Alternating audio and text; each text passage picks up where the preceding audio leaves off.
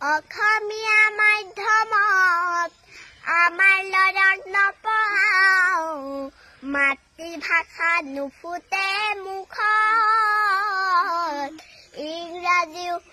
নুফুটে মুখত পাপা মামী বুলিলেহে ভাল পাওঁ আই পিতাই নিশিকাও লাজত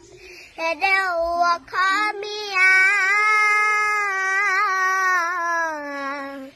ইতিহাস পঢ়িয়াইছা ভুল নুবুজিবি মোক নিজৰ সংস্কৃতিক অমান্য নকৰিবি কমাই দে পশ্চিমীয়া ভোগ অসমীয়া মাধ্যমত আমাৰ ল'ৰাক নপঢ়াও মাতৃভাষা নুফুটে মুখত ইংৰাজীও নুফুটে মুখত পাপা মামী বুলিলেহে ভাল পাওঁ আই পিতাই নিশিকাও লাজত হেদেও অসমীয়া ইতিহাস পঢ়িয়াইছা ভুল নুবুজিবি মোক নিজৰ সংস্কৃতিক অমান্য নকৰিবি কমাই দে পশ্চিমীয়া ভোগ আপোনালোকেতো কণমানি শিশুটোৰ কণ্ঠ শুনিলে হয়নে নহয় সেই কণমানিটোৱে এটাই বুজি পাইছে যে জাতি মাটিৰ ভেটিলৈ গান গোৱা শিল্পী এজনে আছে সেইজনে হৈছে ৰাজীৱ শদিয়া মানে বিশেষ বেছিকৈ গান গোৱা হয়নে নহয় কি ধুনীয়া গান গাইছিল এই কণমানি শিশুটোৱে ইমান অকণমানিকা সি চাগে জীৱনটোৰ কথা একোৱেই বুজি পোৱা নাই কিন্তু সি এটা কথাই তাৰ মাথাত সোমাইছে যে ৰাজীৱ শদিয়াৰ নিচিনা ইমান ধুনীয়া কণ্ঠ ইমান ধুনীয়া গান সি চাগে আগতে এনেকুৱা গান শুনা নাছিল চাগে সেইকাৰণে চাগে সি একদম মনৰ পৰা ইমান ধুনীয়াকৈ গানটো গাইছে সঁচাকৈ বহুত বেছি ভাল লাগিছে সেই কণমানি মানে ল'ৰাটোৰ মই উজ্জ্বল ভৱিষ্যত কামনা কৰিছোঁ আৰু সি মানে একেদিন দেখি ৰাজীৱ শদিয়া কেনেকুৱা মানুহ আছিল সিও চাগে অকণ মাথাত সোমাইছে বা কি ধুনীয়া গান গাইছিল গানবিলাক শুনি সিও নিশ্চয় এটা গানৰ কলি গাবলৈ চেষ্টা কৰিছে খুব ভাল হৈছে আগবাঢ়ি যোৱা মই তাকে ভগৱানৰ ওচৰত প্ৰাৰ্থনা জনাইছোঁ সঁচাকৈ আমি শিল্পী নহয় এটা নক্ষত্ৰক হেৰুৱাইছোঁ যাৰ অনুভৱ আমি আজিও কৰি আছোঁ হয়নে নহয় কিন্তু সঁচাকৈ বহুত বেছি দুখ লগা ঘটনা এই সৰুৰ পৰা ডাঙৰলৈকে ইমান ধুনীয়া মানে গান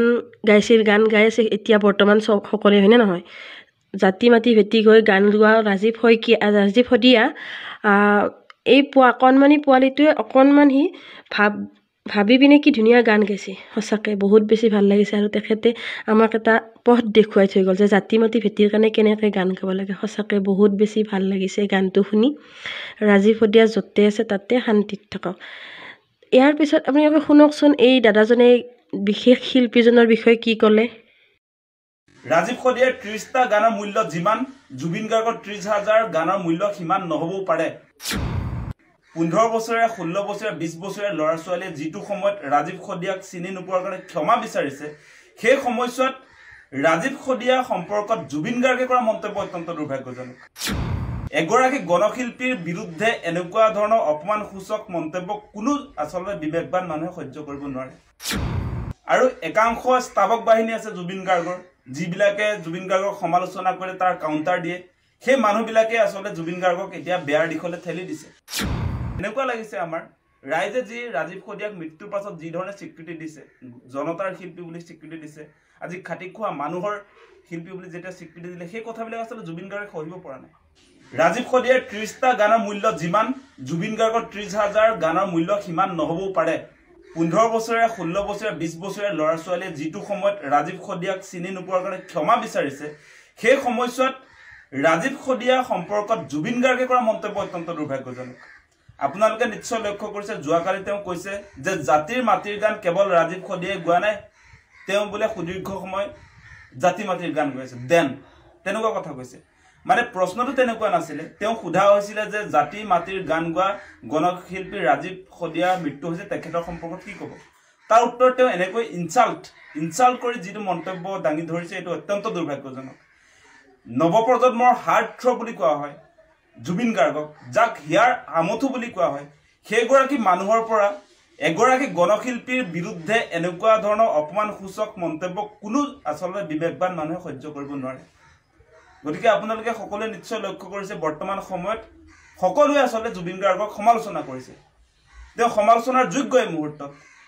আৰু একাংশ স্থাবক বাহিনী আছে জুবিন গাৰ্গৰ যিবিলাকে জুবিন গাৰ্গক সমালোচনা কৰে তাৰ কাউণ্টাৰ দিয়ে সেই মানুহবিলাকে আচলতে জুবিন গাৰ্গক এতিয়া বেয়াৰ দিশলৈ ঠেলি দিছে এতিয়া জুবিন গাৰ্গক এনেকৈ কিছুমান মানুহে প্ৰতিষ্ঠা কৰিব খোজে যে জুবিন গাৰ্গ সমালোচনাৰ ঊৰ্ধত জুবিন গাৰ্গক কোনেও সমালোচনা কৰিব নোৱাৰে তেনেকুৱা ধৰণৰ এটা বাতাবৰণ সৃষ্টি কৰিব খোজে কিন্তু আপোনালোকে নিশ্চয় জানে যে ৰাজীৱ শদিয়াই যি আপোনাৰ জীৱিত কালত যিকেইটা গান গালে মই ভাবো যে এই 30টা বছৰত জুবিন গাৰ্গে 30,000 গান গোৱা বুলি যে কৈছে ৰাজীৱ শদিয়াই 30টা গানে জুবিন গাৰ্গৰ সেই 30,000 গানক প্ৰত্যাহ্বান জনাব পাৰিব ৰাজীৱ শদিয়াৰ 30টা গানৰ মূল্য যিমান জুবিন গাৰ্গৰ 30,000 গানৰ মূল্য সিমান নহবও পাৰে সেই কথা আপোনালোকে ৰাজীৱ শদিয়াৰ গান শুনিলে সেই কথাটোৰ স্পষ্টতা আপোনালোকে বুজি পাব গতিকে জুবিন গাৰ্গ ডাঙৰীয়া যে এগৰাকী আচলতে ৰজাঘৰীয়া শিল্পী সেই কথাৰ প্ৰমাণ হৈছে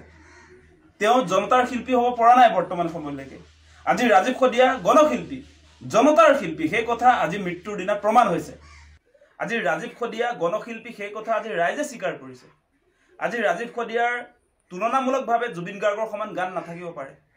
তাৰ পাছতো কিন্তু মৃত্যুৰ পাছত আপোনালোকে নিশ্চয় দেখিছে তেওঁৰ মৃত্যুৰ দিনাখনত যি ধৰণে আচলতে মানুহে স্বতঃস্ফূৰ্তভাৱে অংশগ্ৰহণ কৰিছে তাৰ পৰা প্ৰমাণ হয় যে ৰাজীৱ শদিয়া আচলতে সঁচাকৈ জনতাৰ শিল্পী আছিল আজি আপোনালোকে নিশ্চয় লক্ষ্য কৰিছে যে ৰাজীৱ শদিয়াৰ মৃত্যুৰ পাছত সামাজিক মাধ্যমতে হওক আজি ফেচবুকত হওক আজি টুইটাৰত হওক ইনষ্টাগ্ৰামত হওক আজি টেলিভিছন মাধ্যমত হওক সকলোৱে ৰাজীৱ শদিয়াৰ মৃত্যুক অপূৰণীয় ক্ষতি বুলি স্বীকাৰ কৰিছে কিন্তু সেই সময়ছোৱাত আজি ৰাজীৱ শদিয়াক নৱপ্ৰজন্মৰ হাৰ্টথ্ৰব জুবিন গাৰ্গে আচলতে তিৰস্কাৰ কৰিছে তেওঁ অপমান কৰিছে মৃত্যুৰ পাছত অপমান কৰিছে কোনো কাৰণ নথকাকৈ আৰু সেই জুবিন গাৰ্গে আপোনাৰ 2015 চনত ৰাজীৱ শদিয়াৰ পৰিচালনাত কণ্ঠদান কৰাৰ খবৰ আমি ইতিমধ্যে লাভ কৰিছোঁ তেওঁ 2015 চনতে ৰাজীৱ শদিয়াৰ পৰিচালনাত কণ্ঠদান কৰা জুবিন গাৰ্গে এতিয়া কেনেকৈ আচলতে ৰাজীৱ শদিয়াক চিনি নোপোৱা হৈ থাকিলে সেই কথাটো অত্যন্ত দুৰ্ভাগ্যজনক গতিকে আপোনালোক সকলোৱে নিশ্চয় লক্ষ্য কৰে যে মানুহৰ মৃত্যুৰ ৱেইট যিটো ওজন সেইটো কেনেকৈ নিৰ্ণয় কৰা হয় আপোনালোকে কিছুমান মানুহৰ মৃত্যু নিশ্চয় লক্ষ্য কৰে সেই মানুহৰ মৃত্যুত কিন্তু মানুহৰ অংশগ্ৰহণ নাথাকে আজি আপোনালোকে চাওক আজি ৰাজীৱ শদিয়াৰ মৃত্যুত যি ধৰণে মানুহৰ জনতাৰ সুদ বৈছে সেই জনতাৰ সুদ কিন্তু জুবিন গাৰ্গৰ মৃত্যুত নহ'ব পাৰে আজি জুবিন গাৰ্গ ডাঙৰীয়াই আপোনালোকে নিশ্চয় লক্ষ্য কৰে তেওঁ নিজকে আচলতে ইমান বেছি প্ৰশংসা কৰে তেওঁ নিজে অসম বুলি কৈ দিয়ে কেতিয়াবা অসম মানে জুবিন গাৰ্গ বুলি কৈ দিয়ে তেওঁ নিজক নিজে প্ৰশংসা কৰি থকা ব্যক্তি গতিকে ৰাজীৱ শদিয়াই কিন্তু কোনোদিনে নিজকে জাতি মাটিৰ গান গোৱা গণশিল্পী বুলি কোৱা নাই আজি ৰাজীৱ শদিয়াক অসমৰ ৰাইজে স্বীকৃতি দিছে যে জাতিৰ মাটিৰ গান গাই ৰাজীৱ শদিয়া হৈছে জনতাৰ শিল্পী খাটি খোৱা মানুহৰ শিল্পী সেই কথা আজি স্বীকৃতি দিছে আপোনাৰ অসমৰ জনতাই কিন্তু জুবিন গাৰ্গে সেই ৰাইজৰ যি স্বীকৃতি অসমবাসী ৰাইজৰ যি স্বীকৃতি সেই স্বীকৃতিক আচলতে তেওঁ মানে এনেকুৱা লাগিছে আমাৰ ৰাইজে যি ৰাজীৱ শদিয়াক মৃত্যুৰ পাছত যি ধৰণে স্বীকৃতি দিছে জনতাৰ শিল্পী বুলি স্বীকৃতি দিছে আজি খাটি খোৱা মানুহৰ শিল্পী বুলি যেতিয়া স্বীকৃতি দিলে সেই কথাবিলাক আচলতে জুবিন গাৰ্গে সহিব পৰা নাই সঁচাকৈ ৰাজীৱ শদিয়া আমাৰ মাজত এটা নক্ষত্ৰ হিচাপে আছিল কিন্তু অতি সোনকালে নক্ষত্ৰটো খহি পৰিল সঁচাকৈ বহুত বেছি দুখ লগা ঘটনা জাতি মাটি ভেটিৰ হৈ গান গোৱা ৰাজীৱ শদিয়াক ভগৱানে অতি সোনকালে আমাৰ পৰা লৈ গ'ল কিন্তু তেখেত য'তে আছে শান্তিত থাকক কিন্তু আকৌ এনেকুৱা গান শুনিব পাম নে নাপাম সেইটো কথা নাজানো কিন্তু তেখেতৰ গান আমি সদায় শুনিম সঁচাকৈ বহুত বেছি ধুনীয়া গান গাইছিল তেখেতে যিটো পৰিৱেশত থাকে সেই পৰিৱেশতে গান গাবলৈ সক্ষম হৈছিল বেলেগৰ নিচিনা ইমান দামী অট্টালিকা গাড়ী নাছিল যদিও তেখেতৰ গানত কিন্তু এটা আমোদ আছিল হয়নে নহয় সঁচাকৈ বহুত বেছি ভাল লাগিছে তেখেতৰ গান শুনি সঁচাই ভাল লাগে মানে য'তে যিকোনো পৰিৱেশত থাকিলে তেখেতে ধুনীয়া গান গাব পাৰে হয়নে সঁচাকৈ বহুত বেছি ভাল লাগিছে ভগৱানে তেখেতক ইমান সোনকালে আমাৰ মাজৰ পৰা যে কিয় লৈ গ'ল সেইটো মাত্ৰ ভগৱানেই জানিব সঁচাকৈ এটা কথা আমি জানো ন মৃত্যু